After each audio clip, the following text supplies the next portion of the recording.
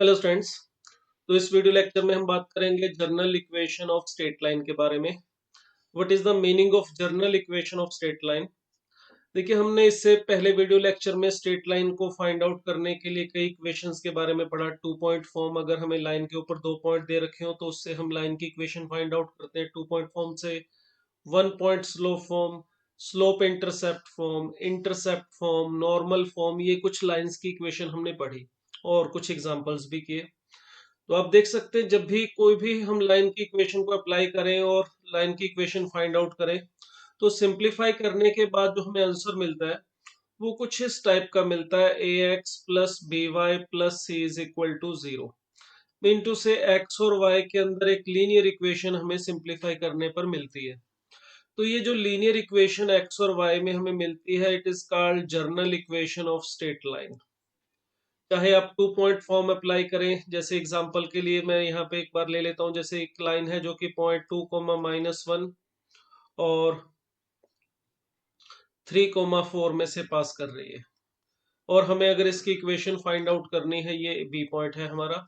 तो हम 2 point form अगर अप्लाई करें तो y-y1, ये हो जाएगा y+1/y2 - y1, that is 4-1 is equal to x-x1/x2 - x1। ये हमारे पास ए पॉइंट जो है ये x1 y1, और बी पॉइंट को मैं x2 y2 मान के 2 पॉइंट फॉर्म अप्लाई कर रहा हूँ। ये हमें मिल जाएगा। देखिए यहाँ पे 1 और ये 3 क्रॉस मल्टीप्लाई करेंगे तो y+1 is equal to 3x - x। तो 3x plus sorry -y - 7 is equal to 0। देखिए, ये 2 पॉइंट फॉर्म अप्लाई की और हमें लाइन की इक्वेशन मिल गई 3x - y - 7 is equal to 0। और ये देखिए इस फॉर्म में आ रही है a x plus B Y plus C is equal to 0। अगर कंपेयर करें, ए का मतलब जो है इस इक्वेशन में एक्स का कोफिशिएंट वो है 3, बी का मतलब y का कोफिशिएंट विच इज -1, एंड सी का मतलब कांस्टेंट टर्म विच इज -7। तो जब भी आप 2 point form, 1 point slope form, intercept form, normal form, कोई भी फॉर्म अप्लाई करेंगे, जो भी जानकारी दी होगी उसके अकॉर्डिंग लाइन की इक्वेशन फाइंड आउट करेंगे, तो सिंप्लीफाई करने पर हमें जो इक्वेशन मिलेगी वो हमेशा इस टाइप की मिलेगी। A x plus B Y plus C is equal to 0। So it is called general equation of straight line. और मोस्ट ऑफ द एग्जांपल में जब हमें किसी लाइन की इक्वेशन प्रोवाइड की जाती है तो वो भी हमें इसी रूप में, इसी फॉर्म में दी जाती है, a x plus B Y plus C is equal to 0 की फॉर्म में। तो सबसे पहले ध्यान रखिएगा, ये कहलाते हैं हमारी journal equation of straight line. अब इस इक्वेशन को देखकर हम लाइन के बारे में कई बातें बता सकते हैं। सबसे पहली चीज, इस लाइन को देख के हम बता सकते हैं इसकी स्लोप के बारे में। अगर हमें जर्नल इक्वेशन ऑफ लाइन दे रखी है तो हम इसकी स्लोप बता सकते हैं, और स्लोप का फार्मूला है हमारे पास -a/b।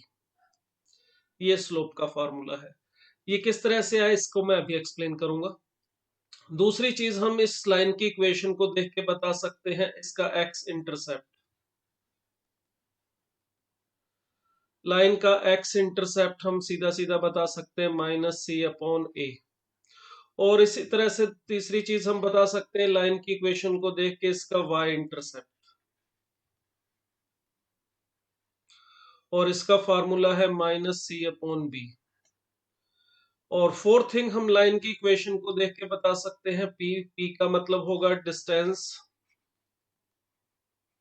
Of line from origin, जो नॉर्मल फॉर्म में हम यूज करते हैं।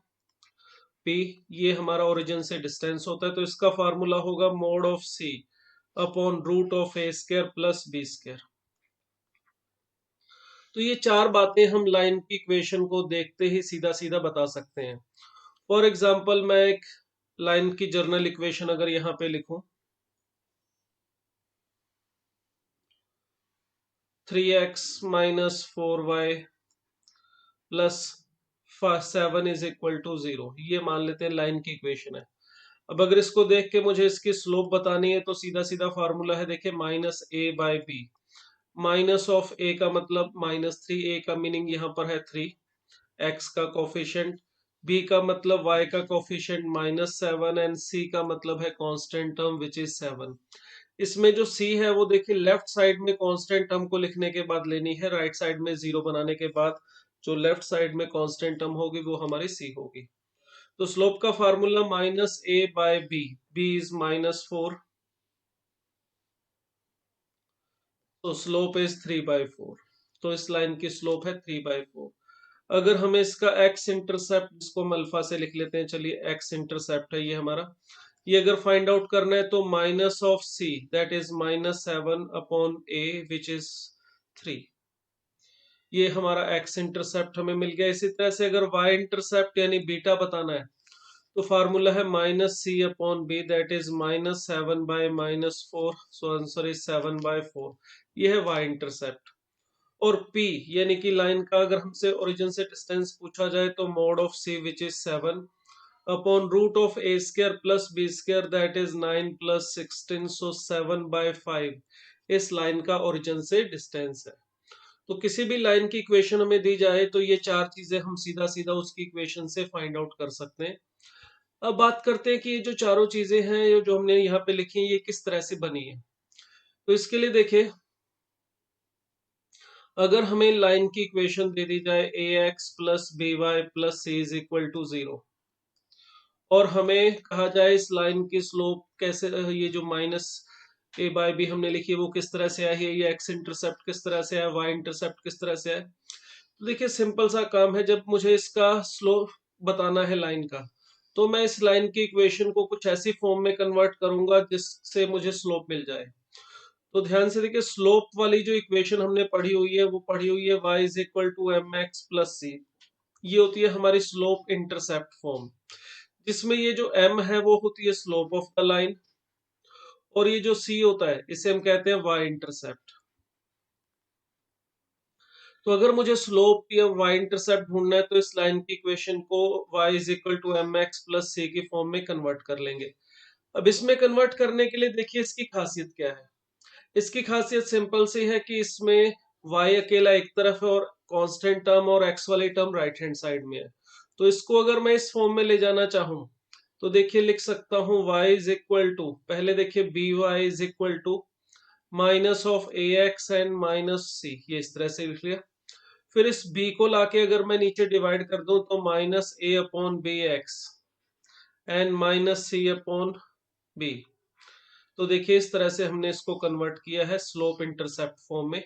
अब आप कंपेयर करके देख सकते हैं, m जो हमारी स्लोप है वो आ रही है -a/b, और जो y इंटरसेप्ट है ये आ रहा है हमारा -c/b। तो इस तरह से हम इसकी स्लोप बता सकते हैं, -a/b है, और इसका y इंटरसेप्ट जो है वो -c/b है। ठीक है, अगर हमें ये जैसे दिया हुआ 3x - 4y + 7 is equal to 0, तो इसमें से y की वैल्यू फाइंड आउट करूं तो देखिए माइनस ये 4y इज इक्वल टू आ जाएगा 3x + 7, और y की वैल्यू आ रही है देखिए 3/4x + 7/4। तो अगर आप इसको y is equal to m x plus c से कंपेयर करेंगे तो यहाँ से देखिए m की वैल्यू 3/4 और c जो है हमारा y इंटरसेप्ट, ये हमें मिल रहा है 7/4। तो इस तरह से कन्वर्ट करके भी हम फाइंड आउट कर सकते हैं, या सीधा जो आपको बताया रिजल्ट याद रख सकते हो। स्लोप के लिए -a/b और y इंटरसेप्ट हमारा था -c/a, सॉरी -c/b। इसी तरह से देखिए, अगर हमें x और y इंटरसेप्ट बताने हैं तो इस लाइन की इक्वेशन को कुछ ऐसी फॉर्म में कन्वर्ट करो जिससे हमें इंटरसेप्ट मिल जाए, x और y इंटरसेप्ट। तो उसके लिए देखिए ये जो हमारी इक्वेशन थी ax plus B Y plus C is equal to 0, अगर मुझे इससे x और y इंटरसेप्ट फाइंड आउट करने हैं तो मैं इसको ऐसी फॉर्म में कन्वर्ट करूंगा जिसमें x और y इंटरसेप्ट हम यूज करते हैं, यानी कि इंटरसेप्ट फॉर्म x/अल्फा प्लस y/बीटा इज इक्वल टू 1, ये हमारी इंटरसेप्ट फॉर्म होती है। अगर मुझे इस लाइन का x और y इंटरसेप्ट चाहिए तो मैं इस लाइन की इक्वेशन को इस फॉर्म में बदलने की कोशिश करता हूँ। अब इस फॉर्म में बदलना है तो इसके लिए खासियत देखिए इसकी क्या है। इसकी खासियत सिंपल सी है कि इसमें राइट हैंड साइड में 1 है और x के साथ कुछ मल्टीप्लाई में नहीं, जो भी है वो डिवाइड में है, और सिमिलरली y के लिए भी। तो इसको इस फॉर्म में ले जाने के लिए देखिए ये जो इक्वेशन है हमारे पास ax plus B Y plus C is equal to 0। इसमें से ये जो हमारा सी है, पहले मैं इसको राइट साइड में ले जाता हूं, तो यहाँ पे ले जाके लिख दिया इसको मैंने माइनस ऑफ सी। अब राइट हैंड साइड में 1 बनाने के लिए देखिए इस चीज को इधर लाके डिवाइड कर देता हूं, तो a x upon minus c plus B y upon minus c is equal to 1। तो इस तरह से बदल लिया हमने, इसको राइट साइड में 1 बना लिया। अब देखिए इसी को इक्वेशन को मैं इस तरह से लिख रहा हूँ, X minus C upon A and plus Y upon minus C upon B is equal to 1। तो देखिए इसको इसके साथ कंपेयर करेंगे तो एक ये हमारी X by alpha plus Y by beta is equal to 1, ये हमारी इंटरसेप्ट फॉर्म जो है उसमें कन्वर्ट हो गया है। तो कंपेयर करके हम बता सकते हैं कि अल्फा यानी कि हमारा जो एक्स इंटरसेप्ट है ये आ रहा है माइनस सी अपॉन ए। इसी तरह से जो बीटा है हमारा वाई इंटरसेप्ट, ये हमें मिल रहा है माइनस सी अपॉन बी। तो इस तरह से जब हमें एक्स और वाई इंटरसेप्ट बताना हो तो सीधा ये फार्मूला याद रख सकते हैं, minus C upon A and minus C upon B. अब जैसे एग्जांपल था हमारा 3x minus 4y plus 5 is equal to 0। तो इससे अगर मुझे x और y इंटरसेप्ट बताना है तो हम सीधा इस फॉर्मूले से बता सकते हैं, और अगर हमें कहा जाए कि इसे पहले इंटरसेप्ट फॉर्म में बदलो फिर बताओ, तो इंटरसेप्ट फॉर्म में बदलने के लिए देखिए 3x माइनस 4y, ये जो 5 है इसे मैंने उठा के राइट साइड में लिख दिया, और फिर यहाँ 1 बनाने के लिए देखिए इसको -5 से हम डिवाइड कर रहे हैं इस तरह से। और फिर इस लाइन की इक्वेशन को देखिए मैं इस तरह से लिख रहा हूँ, X minus 5/3 plus Y upon 5/4 और इज इक्वल टू 1। तो इस तरह से लिखने के बाद देखिए आप इसका एक्स और वाई इंटरसेप्ट अगर लिखना चाहें तो अल्फा की वैल्यू आ रही है -5/3 और बीटा की वैल्यू आ रही है 5/4। तो आप अल्फा और बीटा सीधा भी फाइंड आउट कर सकते हैं फार्मूले से, अगर बोला जाए इंटरसेप्ट फॉर्म में कन्वर्ट करो तो उससे भी आप इसको बता सकते हो। वैसे आप ये जो फार्मूला है इसको जरूरी नहीं है कि इंटरसेप्ट फॉर्म में कन्वर्ट करने के बाद ही यहाँ से बताएं। एक्स और वाई इंटरसेप्ट के बारे में हम सिंपली सीधा भी बता सकते हैं। देखिए लाइन की इक्वेशन है हमारे पास a x plus B Y plus C is equal to 0। किसी भी लाइन का एक्स इंटरसेप्ट और वाई इंटरसेप्ट का मतलब होता है कि वो जो लाइन है जहां पर एक्स एक्सिस को कट करती है, ये मान लीजिए यहाँ पर पी पॉइंट पे एक्स एक्सिस को और क्यू पॉइंट पे वाई एक्सिस को कट करती है, तो पॉइंट पी का जो एक्स कोऑर्डिनेट होगा वो हमारा एक्स इंटरसेप्ट होता है, और पॉइंट क्यू का जो वाई कोऑर्डिनेट होता है बीटा, वो हमारा वाई इंटरसेप्ट होता है। तो ये अल्फा और बीटा हम सीधा भी फाइंड आउट कर सकते हैं। देखिए किसी भी लाइन की इक्वेशन हमारे पास है, उसमें अगर किसी पॉइंट का हमें एक कोऑर्डिनेट पता है तो दूसरा कोऑर्डिनेट हम फाइंड आउट कर सकते हैं उस लाइन की इक्वेशन से बड़े सिंपल वे से। ये जो पॉइंट पी है ये देखिए इस लाइन के ऊपर लाई कर रहा है, और इस पॉइंट पी को फाइंड आउट करना है तो उसके लिए पॉइंट पी के लिए हमें पता है कि y की वैल्यू 0 होगी, क्योंकि पॉइंट पी एक्स एक्सिस के साथ इसका पॉइंट ऑफ इंटरसेक्शन है, और एक्स एक्सिस के ऊपर कोई भी पॉइंट लेंगे तो y की वैल्यू 0 होती है। अगर आप इस लाइन की इक्वेशन में y को 0 रखेंगे तो देखिए a x plus 0 plus C is equal to 0 ये मिलेगा। तो x की जो वैल्यू आएगी ये आ रही है -c/a। x की वैल्यू का मतलब इस पॉइंट P का x कोऑर्डिनेट हमें मिल रहा है, तो इस पॉइंट के कोऑर्डिनेट देखिए आ रहे हैं -c/a, 0। तो यहां से भी आप कह सकते हो कि जो हमारा x इंटरसेप्ट है अल्फा वो -c/a है। सिमिलरली y इंटरसेप्ट यानी बीटा ढूंढने के लिए हमें q पॉइंट के कोऑर्डिनेट चाहिए, तो q ढूंढना चाहते हैं तो q पॉइंट के लिए देखिए हमारा जो x है वो 0 होना चाहिए, क्योंकि पॉइंट q y एक्सिस के ऊपर है। तो इस लाइन की equation A x plus B Y plus C is equal to 0 में अगर मैं x को 0 रखता हूं तो मुझे मिलेगा 0 plus B Y plus C is equal to 0। तो यहाँ से y की जो वैल्यू आ रही है वो आ रही है -c/b। y की वैल्यू का मतलब इस पॉइंट q का y coordinate which is beta. तो बीटा यानी कि y इंटरसेप्ट जो हमारा है देखिए वो -c/b हमें मिल रहा है। तो इस तरह से भी आप x और y इंटरसेप्ट फाइंड आउट कर सकते हो किसी भी लाइन की इक्वेशन में। x इंटरसेप्ट फाइंड आउट करने के लिए y को 0 पुट कर लो और x की वैल्यू फाइंड आउट करो, और y इंटरसेप्ट फाइंड आउट करना हो तो x को 0 रख के y की वैल्यू फाइंड आउट कर सकते हैं। फॉर एग्जाम्पल मैं यहाँ पे एक छोटा सा एक इक्वेशन ले लेता हूँ, 3x plus 2y -7 is equal to 0। अब मुझे देखिए अगर x इंटरसेप्ट चाहिए तो मैं y को 0 पुट करूंगा और x की वैल्यू फाइंड आउट करूंगा। y को 0 रखने से देखिए x की वैल्यू आ रही है हमारे पास यहां से 7/3। तो ये जो 7/3 है ये हमारा x इंटरसेप्ट है। इसी तरह से अगर मुझे y इंटरसेप्ट फाइंड आउट करना है तो मैं x को 0 रख दूंगा। x को 0 रखने से देखिए y की वैल्यू आ रही है हमारे पास, सॉरी यहाँ से x को 0 रखने से y की वैल्यू आ रही है 7/2। तो ये जो 7/2 है ये हमारा y इंटरसेप्ट है। तो इस तरह से हम सीधा भी x और y इंटरसेप्ट फाइंड आउट कर सकते हैं या फिर फार्मूला सीधा यूज कर सकते हो -c/a और -c/b। तो आपको जैसे भी कंफर्टेबल लगे आप x और y इंटरसेप्ट दोनों में से जिस मेथड से फाइंड आउट करना चाहो फाइंड आउट कर सकते हो। तो ये हमने जो बात की थी देखिए जनरल इक्वेशन ऑफ लाइन हो तो हमें स्लोप उसकी इक्वेशन को देख के मिलती है और x और y इंटरसेप्ट मिलता है। और लास्ट आपको चीज बताई थी कि y जो इसका ओरिजिन से डिस्टेंस है वो भी हम फाइंड आउट कर सकते हैं mod of c/√a² plus b²। अब ये किस तरह से मिलता है देखिए इसके लिए ये जो हमने बात की ये तो x और y इंटरसेप्ट के बारे में बात की, ठीक है। अब चलिए अगर मुझे इस लाइन की इक्वेशन से ax plus by plus c is equal to 0 से इस लाइन का ओरिजिन से डिस्टेंस फाइंड आउट करना हो तो कैसे फाइंड आउट करेंगे। तो लाइन का ओरिजिन से डिस्टेंस यानी p फाइंड आउट करने के लिए हम इस इक्वेशन को उस फॉर्म में कन्वर्ट करेंगे जिससे हमें p मिलता है या जिसमें p का यूज होता है। तो हमने नॉर्मल फॉर्म यूज की थी लाइन की, नॉर्मल इक्वेशन पढ़ी थी x cos alpha plus y sin alpha is equal to p। ये हमारे पास नॉर्मल फॉर्म थी।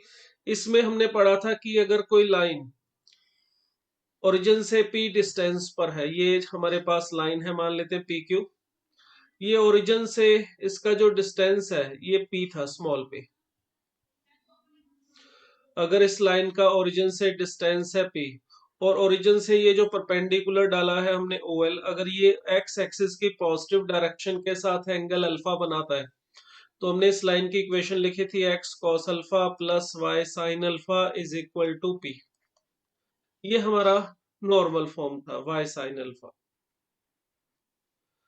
अब अगर हमें p और अल्फा ढूंढना है तो हम इस इक्वेशन को कन्वर्ट करेंगे x cos alpha plus y sin alpha is equal to p की फॉर्म में।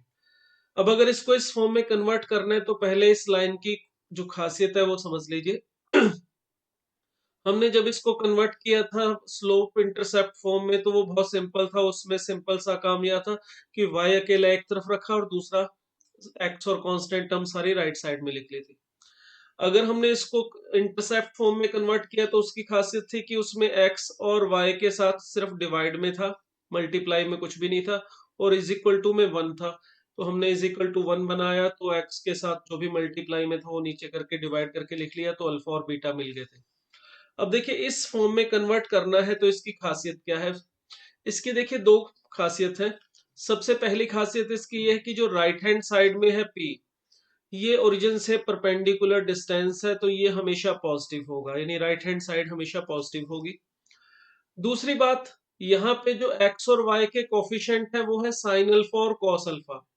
और साइन अल्फा और कॉस अल्फा की खासियत होती है कि x और y के जो कोफिशिएंट है हमारे पास साइन अल्फा या कॉस अल्फा दोनों, इन दोनों की वैल्यू -1 और 1 के बीच में लाई करती है और इनके स्केयर का जो सम होगा वो 1 होना चाहिए। Sine square alpha plus cos square alpha is equal to 1।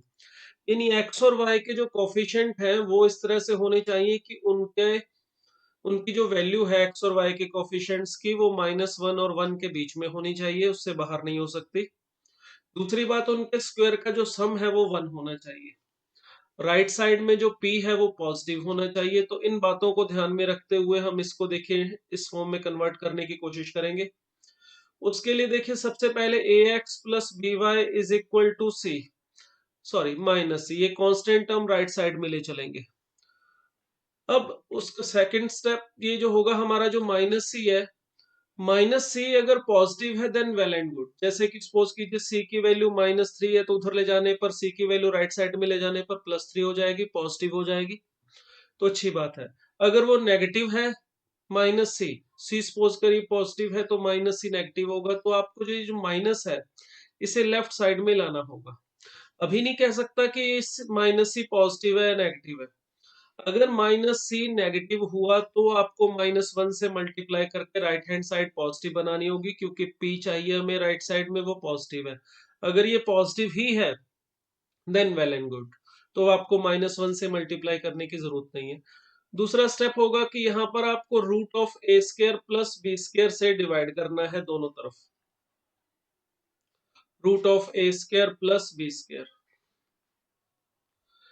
इससे डिवाइड क्यों किया है देखिए, समझिए इसका कारण।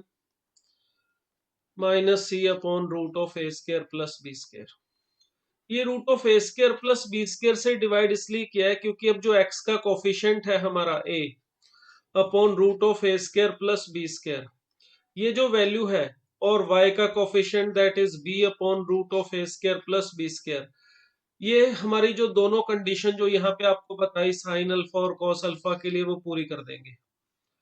पहली बात देखेंगे तो ये दोनों वैल्यूज जो है हमें वो -1 और 1 के बीच में ही मिलेंगी, क्योंकि a root of A square plus B square से छोटा होगा, सिमिलरली b भी। तो ये जो रेशो आएगा a upon root of A square plus B square, b upon root of A square plus B square, ये दोनों वैल्यूज -1 और 1 के बीच में ही आएंगे, इससे बाहर नहीं जा सकते। दूसरी बात, आप इनके स्क्वायर का सम करके देख सकते हैं। इसका स्क्वायर करेंगे तो ए स्क्वायर अपॉन ए स्क्वायर प्लस बी स्क्वायर, और सेकंड वाले का जो स्क्वायर है वो भी देखिए बी स्क्वायर अपॉन ए स्क्वायर प्लस बी स्क्वायर। तो इन दोनों के स्क्वायर्स का सम जो है वो चेक कर सकते हैं, 1 आ रहा है। मीन टू से इन दोनों वैल्यूज को हम कॉस अल्फा और साइन अल्फा बोल सकते हैं। तो जब हमने इसको इस फॉर्म में कन्वर्ट कर लिया तो ये कह सकते हो कि ये आपकी इंटरसेप्ट फॉर्म है। x cos alpha plus y sin alpha is equal to p form है। तो इसमें ये जो वैल्यू है राइट हैंड साइड में, ये हमारी p है। p मतलब ओरिजिन से परपेंडिकुलर डिस्टेंस, और ये a by root of A square plus B square and b by root of A square plus B square, ये हमारे cos अल्फा और sin अल्फा है। मगर यहाँ पे -c जो है वो अगर पॉजिटिव है तो एज इट इज यही p है।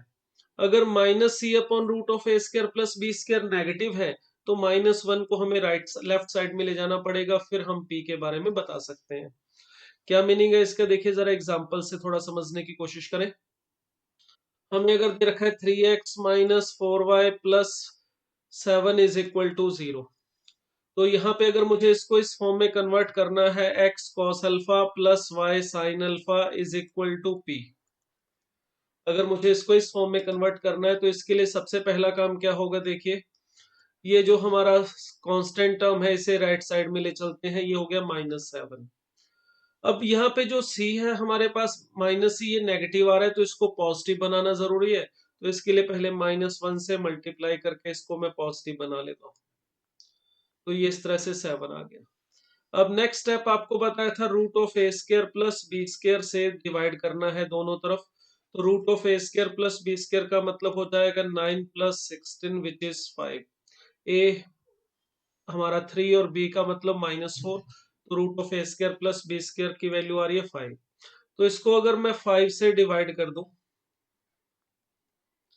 4/5y is equal to 7/5। अब मैं इसको बोल सकता हूं कि ये x cos alpha plus y sin alpha is equal to p की फॉर्म में आ रहा है। अब यहाँ पे हम इसको कंपेयर करके बता सकते हैं कि p की जो वैल्यू है वो 7/5 है, cos अल्फा की जो वैल्यू है वो -3/5 है, और साइन अल्फा की जो वैल्यू है वो 4/5 है। यहाँ पर हमारे पास x का और y का ये जो कोफिशिएंट है ये हमारे cos अल्फा और साइन अल्फा है। आप चेक कर सकते हैं ये दोनों वैल्यूज, जैसे हमने 5 से डिवाइड किया तो 5 से डिवाइड करने के बाद ये जो दोनों वैल्यूज हैं वो -1 और 1 के बीच में आ रही है। दूसरी बात आप चेक कर सकते हैं इन दोनों के स्क्वायर का सम भी 1 है। Sine square alpha plus cos square alpha, जो हमने अभी अभी वैल्यू फाइंड आउट किया उससे देखेंगे तो देखिए 9/25 प्लस 16/25, ये 1 ही आ रहा है। तो ये root of A square plus B square से डिवाइड करने का ये बेनिफिट होता है कि इससे ये जो एक्स और वाई के कोफिशिएंट है दोनों -1 और 1 के बीच में आ जाते हैं, और उनके स्क्वायर का सम भी 1 होता है।